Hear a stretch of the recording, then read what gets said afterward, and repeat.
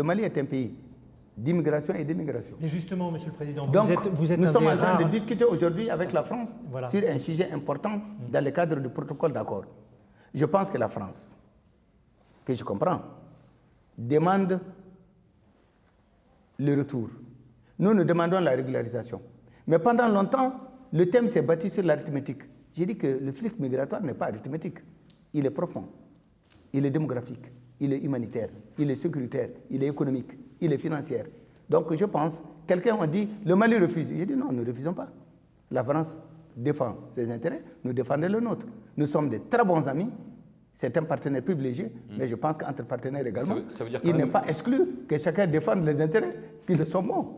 Ça veut dire quand même, Monsieur le Président, que vous trouvez pour le moment que le texte que vous propose la France à la signature ne vous convient pas? Non, non, le texte nous convient.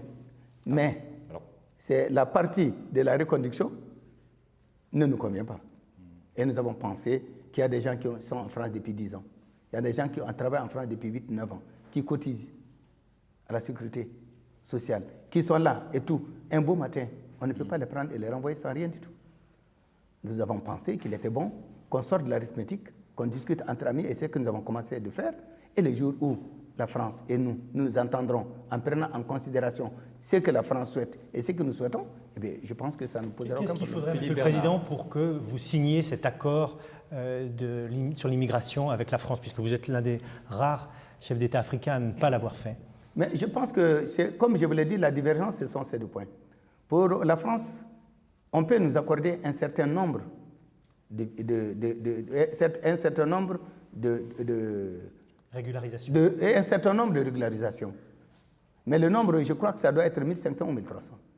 Et lorsque nous comptons, il y a combien de Maliens en France?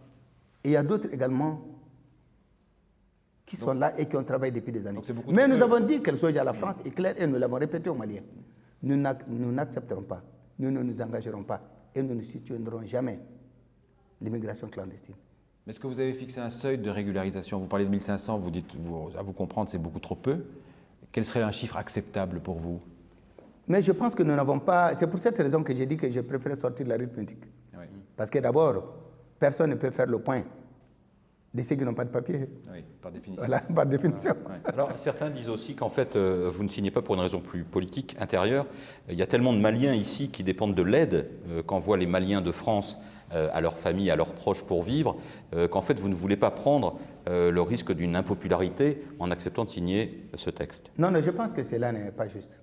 J'ai le devoir et j'ai prêté serment pour sauvegarder les intérêts supérieurs de notre pays. Et je vous ai dit, pour nous, la diaspora, c'est 456 millions d'euros par an. Et je pense que c'est plus. Et peut-être 11% du produit intérieur brut de notre pays. Je pense que ce n'est pas une manne qu'il faut négliger. Mais cependant, je pense que nous sommes partenaires. Nous discuterons les jours que nous nous entendrons. Nous verrons. Non, non, je parle de la popularité et l'impopularité. Mais je reconnais et je salue la diaspora malienne qui, de là-bas, participe financièrement, économiquement au développement de notre pays. Alors, Monsieur le Président, tout à l'heure,